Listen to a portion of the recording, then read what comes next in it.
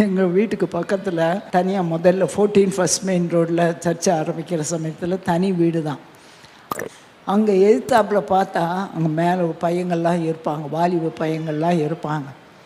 எப்பவும் ஏதாவது எவாஞ்சலிஸ்ட் 2 மாதத்துக்கு ஒரு தடவை சுவிசேஷ கூட்டம் வைப்போம். அந்த நாட்களில் சுவிசேஷ கூட்டம் வச்ச உடனே இந்த பையங்க என்ன செய்வாங்க, ஃபோன் பண்ணி இந்த சைதாப்பேட்டை போலீஸ் ஸ்டேஷனுக்கு கம்ப்ளைண்ட் பண்ணுவாங்க.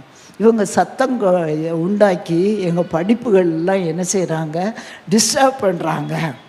உடனே போலீஸ் வந்துடும். எத்தனையோ தடவை பாஸ்டர் போலீஸ் ஸ்டேஷனில் போய் நின்றுருக்காங்க. ஆனால் ஒரு நாள் பார்த்திங்கன்னா அதே போலீஸ் அதிகாரி இந்த இடத்துல வந்து பாஸ்டர் எங்களுக்காக ஜெபம் பண்ணுங்கன்ட்டு வந்தாங்க. ஹல்லேலூயா.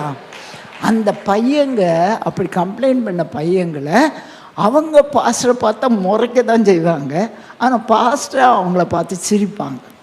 கிடைக்கிற சான்ஸில் யாரை பற்றி சொல்லிடணும், முதல்ல இயேசுவை அறிமுகப்படுத்தணும், சுவிசேஷத்தை சொல்லணும். ஒரு ஜீவனுள்ள ஆண்டவர் இந்த உலகத்துக்கு வந்தார். நம்முடைய பாவத்துக்கு பரிகாரியாக அவர் தம்மை ஒப்பு கொடுத்தார். அவர் இரத்தம் கல்வாரி சிலுவையில் இரத்தம் சிந்தினபடியினால் அந்த இரத்தம் நமக்கு பாவ நிவாரண பலியாக சிந்தப்பட்ட இரத்தம்.